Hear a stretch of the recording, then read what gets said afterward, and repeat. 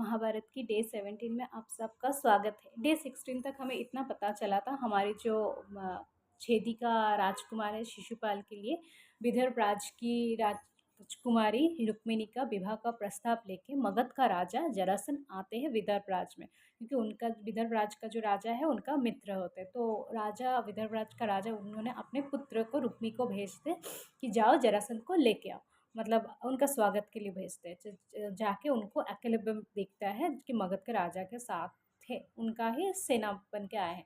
तो बोल रहा है कि अरे एकलव्य, तुम्हें देख के बहुत ही अच्छा लगा, तुम्हारे साथ बहुत अन्याय भी हुआ था। तो बोल रहा है मेरे साथ अन्याय? तो बोला हाँ, द्रोणाचार्य ने तुम्हारे साथ जो किया था। तो बोल रहा है नहीं, गुरुदेव का अधिकार था गुरुदक्षिणा मांगना, शिष्य का काम होता है गुरुदक्षिणा देना, तो मैंने उतना ही किया, इसमें कोई अन्याय नहीं है। आप चलिए, राजा को लेके हम लोग अंदर जाते हैं। तो राजा के जैसे ही लेके अंदर जाते तो मतलब जरासंध को लेके तो दोनों राजा के बीच में बात हो रहा है। तो विदर्भ का राजा बोला आप बहुत ही शुभ समय पे आए हो, रुक्मिणी का शादी का स्वयंवर की तैयारी चल रहा है, तो विवाह का स्वयंवर की तैयारी चल रही है। तो बोला हाँ, तो फिर मैं बहुत ही शुभ समय पे आई हूँ, मेरे नज़र में एक राजकुमार भी है। बोल रहा कौन? तो बोल रहा है छेदी का राजा शिशुपाल। तो बोला हाँ, उसके बारे में तो हम लोगों ने बहुत सुना है, बहुत ही महान योद्धा भी है, तो बहुत मतलब नाम किया हुआ एक राजकुमार है। तो हाँ, हम लोग उनके बारे में सोच सकते हैं। इसी समय उनका और एक पुत्र रुक्मन आते हैं। रुक्मन बोलते हैं मेरी बहन की विवाह होगा, ऐसे ऐसे पुत्र मतलब ऐसे राजकुमार होना चाहिए और राजा होना चाहिए जो नारायण का स्वरूप हो। तो उनको पिताश्री पूछता है तुम्हारी नज़र में ऐसे कोई है? तो बोला हाँ है ना, कृष्ण।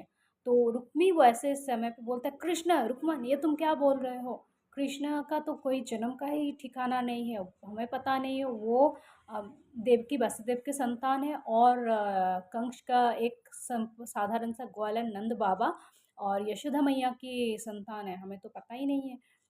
तो रुक्मन को ऐसे बोल कर उसका पिता भी चुप करा देते हैं। तो रुक्मी इसी समय चले जा इधर हमारे रुक्मी उधर से निकल जाता है और इधर हमारी रुक्मिणी मन ही मन में कृष्ण से प्रेम करने लगते, बहुत प्रेम करते हैं कि मतलब वो उनके उनके अलावा और किसी के बारे में नहीं सोचते। तो रुक्मिणी के पास रुक्मी आके बोलते तुम्हारे लिए हमने तुम्हारी विवाह के बारे में सोचा है, हमने सोचा है। बोला किसके बारे में? तो छेदी के राजकुमार शिशुपाल के साथ तुम्हारी विवाह के बारे में हम लोगों ने सोचा है। तो ये सुन के रुक्मिणी को बहुत बुरा लगता है। वो जाके पत्र लिखते हैं हमारी कृष्ण के पास। कृष्ण के पास पत्र आके पहुंचता है और वो मतलब प्रेम भरा पत्र है कि अगर आप नहीं आओगे तो मैं ये विवाह और दूसरे किसी से नहीं करूँगी, मैंने आपको मन ही मन अपने मेरा पति मान चुकी हूँ, आप आके मुझे इससे लेके जाइए, मतलब ऐसे करके पत्र लिखते। और इधर हमारी जरासंध पत्र लिखते शिशुपाल के पास जी, तुम्हारी शादी हम लोगों ने सोचा है विदर्भ के राजकुमारी रुक्मिणी के साथ, तो तुम्हें निमंत्रण करती हूँ, इधर आ जाओ, इधर आ जाओ, शादी के लिए हम लोग बातचीत करेंगे। तो ये पत्र एकलव्य को देता है। एकलव्य को देने के बाद बोलते ये तुम सुरक्षा के साथ उधर पहुँचा देना। तो बोलते हैं हाँ, आप मेरे ऊपर भरोसा रख सकते हो और मेरी ज़िंदगी का मतलब मुझे किसी चीज़ में इंटरेस्ट नहीं है, ज़िंदगी में एक ही लक्ष्य है, वो है अर्जुन के साथ युद्ध करना। बोले तुमने अभी तक भूला नहीं ना? मैंने भूला नहीं, मैंने मेरे गुरुदेव के ऊपर तुम्हारी क्रोध गया नहीं। तो बोले गुरुदेव के ऊपर मेरा कोई क्रोध था ही नहीं, मेरा तो क्रोध है अर्जुन के साथ जिसके वजह से मेरा ये अंगूठा काटा गया है। बट मुझे धनुष चलाना फिर भी आता है बिना अंगूठे के भी, तो मैं युद्ध तो करूँगी अर्जुन के साथ। तो बोलते ठीक है, ये लेके पत्र लेके तुम जाके शिशुपाल को दे के आओ। अभी शिशुपाल वो पत्र के आमंत्रण मिलते ही शिशुपाल आ जाते हैं विदर्भ राज में। और इधर कृष्ण कृष्ण उधर पत्र मिलता है तो कृष्ण मतलब आने के लिए तैयारी करते हैं। बलराम ताऊ पीछे से बोलता है कि तुम कहाँ जा रहे हो कृष्ण? तो बोलते विदर्भ राज में। बोलते मैं भी चलूँ, तुम अकेले तो नहीं छोड़ सकते, तो कुछ कार्यक्रम के लिए जा रही हूँ ताऊ, तो ठीक है आप पीछे सेना लेके आइए। तो कृष्ण इधर विदर्भ राज के लिए आते विदर्भ राज में मतलब आने के लिए निकल चुके हैं उधर उनके द्वारिका से। तो हम फिर से जाते हैं हस्तिनापुर में। हस्तिनापुर में अभी हमारे जो शकुनी मामा है, दुर्योधन, दुशासन और कर्ण चारों बैठा है और सोच रहा है कि क्या करेंगे। तो बोल रहा है दुर्योधन बोल रहा है मामा श्री आपके बात सुन के कुछ नहीं हुआ, अभी युधिष्ठिर राजकुमार युवराज बन भी गए हैं, अभी देखते देखते राजा भी बन जाएंगे। तब शकुनी बोलता है युवराज तो बन गए, मैं उसको राजा नहीं बनने दूंगी, तुम सोचो मत। बोले सोचो मत, मतलब बोल रहा है कि हाँ मैंने क्या होगा अगर वो राजा बनने से पहले ही उसको गायब कर दिया तो बोल रहा है कैसे करेंगे आप ये सब। बोला ये मेरा पासा मेरे हाथ में अभी तक है। तो बोला क्या करेंगे। बोला बारनव व्रत। बारनव व्रत जहाँ हर मतलब प्रति वर्ष तुम्हारे पिताश्री जाते पूजा के लिए, तो क्यों ना हम इस बार उधर युधिष्ठिर को भेजा जाए। तो युधिष्ठिर क्या करेंगे। तो बोले उधि उस हर बार उधर जहाँ पे राजा जाके रुकता है, राजा की ललक सा महल बनाया जाता है, इस बार हम लोग उधर ही युधिष्ठिर के लिए एक महल बनाएंगे। वो उधर जाके युधिष्ठिर वो महल में जाएंगे तो युधिष्ठिर का जो महल बनाया जाएगा, जो उनका कारीगर रहेगा, उनको मैं बहुत अच्छा तरह से जानती हूँ। वो कारीगर को मतलब उनको बताएंगे कि वो जो गृह मतलब वो जो घर बनाएगा उसके लिए, राजा के रहने के लिए जो कक्ष बनाएगा, वो लाक्षा के हो, लाक्षा चर्बी ये सब का हो। तो क्या होगा, एक तिनके की आग से वो जल जाएगा, सबको लगेगा मतलब एक्सीडेंटली मर मतलब इनका जो मृत्यु होता है ना हमारी युधिष्ठिर का, वो एक्सीडेंटली वो मृत्यु हुआ है, तो जला के मार देंगे। तो दुर्योधन बोल रहा है कि बट युधिष्ठिर जाएगा क्यों, हर बार तो पिताश्री जाता है। तो वो तो हम लोग करेंगे, जैसे भी घर के कुछ करेंगे। हम मैंने यही अभी सोचा है। तो कर्ण बोलता है नहीं, मुझे ये योद्धा की काम नहीं है, योद्धा हमेशा युद्ध करेगा। उनको युधिष्ठिर को के साथ, अर्जुन के साथ हम लोग युद्ध का आह्वान देंगे, उनको युद्ध में परास्त करेंगे और उनके साथ युद्ध करेंगे। लेकिन उनको ऐसे मारना, कायर के जैसे पीछे से मारना, वार करना सही नहीं होगा। तो तब शकुनी बोलता है देखो देखो दुर्योधन, तुमने तो बोला था तुम्हारी मित्र हर चीज़ में तुम्हारे साथ देगा, तुम्हारी मित्र तो बोल रहे। तब कर्ण बोलता है मैं हर चीज़ में साथ दूंगी, बट अधर्म के तो बोलता है अंगराज, तुम अंगराज हो, मेरे भांजे के वजह से तुम अंगराज बने हो। तो कर्ण बोलता है मेरा एक ही परिचय नहीं है, मैं अंगराज हूँ।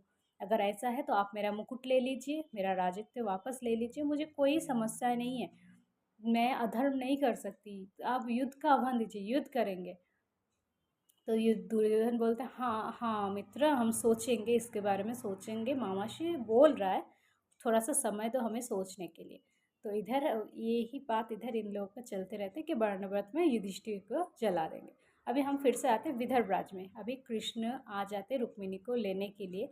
रुक्मिणी किसी छल बल पे चले जाते माता की मंदिर, वो जहाँ पे कृष्ण को बुलाया। कृष्ण उधर आते, कृष्ण उनको लेके, तब रुक्मिणी बोलता है आप आ गए हो। तो बोला हाँ तुमने मुझे बुलाया, कोई मुझे बुलाएगा और मैं नहीं आऊँगी, ये तो नहीं हो सकता। तो बोला अभी जल्दी चलिए। तो बोले जा, मैं तुम्हें ले आई हूँ लेने के लिए तुम्हारी निमंत्रण पत्र के सहारे, अभी जा रही हूँ, तुम्हें अपहरण करके तो नहीं लेके जा सकते, सबको बता के जाएंगे। तो बोलते शंख बजाते कृष्ण, और वो शंख के जो धनी है वो हमारी शिशुपाल के पास चला जाता है। शिशुपाल वो शंख का ध्वनि सुन के शिशुपाल बोलते ये तो कृष्ण का शंख है, कहाँ कृष्ण आया है। तो बोलता नहीं नहीं, कृष्ण का शंख यहाँ से हो सकता है। तो बोला शिशुपाल बोला नहीं ये कृष्ण का शंख है। तब किसी को पता चलता है हमारी जो ये है बलराम है, वो उसने आक्रमण किया है विदर्भ में, सेना के साथ आए हैं। कोई बोलता है रुक्मिणी को अपहरण करके कृष्ण लेके जा रहा है। तो रुक्मी बोलते हैं कि शिशुपाल आप जाओ, आप बलराम ताऊ के उधर सेना लेके जाओ, और मैं मेरी बहन को रक्षा के लिए जा रही हूँ। तो जैसे जाते कृष्ण के साथ लड़ाई भी थोड़ा बहुत होता है, कृष्ण को हरा तो नहीं पाते। तो कृष्ण बोलते हैं मैं तुम सारे शस्त्र निकाल दिए तुम। तो अब रुक्मी बोलते हैं काम कीजिए, मुझे मार मतलब मुझे हत्या कर दीजिए, वध कर दीजिए, नहीं तो भविष्य में ये अच्छा नहीं होगा आपके लिए। तो वो तुम्हें हत्या तो नहीं कर सकती, तुम मेरी पत्नी की भाई हो, तो उस हिसाब से तुम्हें हत्या कैसे कर सकते हैं, तुम मेरी संबंध जो हो। तो फिर ऐसे बोल के कृष्ण उनको रुक्मी को छोड़ के कृष्ण हमारे इसके साथ तो वापस आ जाते हैं द्वारिका में, रुक्मिणी के साथ द्वारिका में आ जाते। बलराम ताऊ भी सारे सेना को हरा के द्वारिका वापस आ जाते हैं। इधर उन लोगों को तो अपमान हो चुका है, अभी शिशुपाल सब एक साथ हो चुके हैं, शिशुपाल जरासंध और रुक्मी एक साथ हो चुका है। बट रुक्मिणी को शादी करके हमारी कृष्ण द्वारिका लेके आते हैं। अभी इधर क्या दिखा, अभी हम लोग हस्तिनापुर में आते हैं। हस्तिनापुर में जाके दुर्योधन को ऑलरेडी हमारी जो गांधार की राजकुमार है शकुनी मामा, तो वो समाज समझा देते हैं कि ऐसे एक ही चारा है, कर्ण को मत बताओ, कर्ण बहुत धर्म के बारे में सोचता है, बट हम लोग ऐसे ही कुछ करेंगे। तो बोलते पहले जाके तुम्हारे पिताश्री को मनाते इस बारे में। तो पिताश्री के पास जाते, धृतराष्ट्र के पास। धृतराष्ट्र सुनता है। सुन के धृतराष्ट्र को ये नहीं बता पर शकुनि ने ये बताया कि हम लोग उधर भेज रहे हैं, इतना तक युधिष्ठिर को भेज रहे हैं बाणव व्रत में, इतना तक धृतराष्ट्र को बताएंगे। ये नहीं बताएंगे लाक्षागृह कैसे बनाएंगे, उसको जलाने का प्लान है, क्योंकि धृतराष्ट्र ये मानने वाला नहीं है अपने प्रिय भाई पांडु का पुत्र को ऐसे वध करने की, मतलब ऐसे छल से वध, ये धृतराष्ट्र नहीं मानने वाला है। तो तुम्हारे पिता को ये बात मत बताना। तो ये बात है शकुनी सिखा कर दुर्योधन के पास जाते, दुर्योधन जाकर पिता को बोलता है अभी आपका, आप हर बार जाते हो वर्णाव्रत में, आपके एज भी हो चुका है, इस बार आप मत जाइए, अभी तो युवराज है ना, उनको भेजिए। तो धृतराष्ट्र बोलता हर बार तो मैं ही जाती हूँ, इस बार भी मुझे ही जाना चाहिए।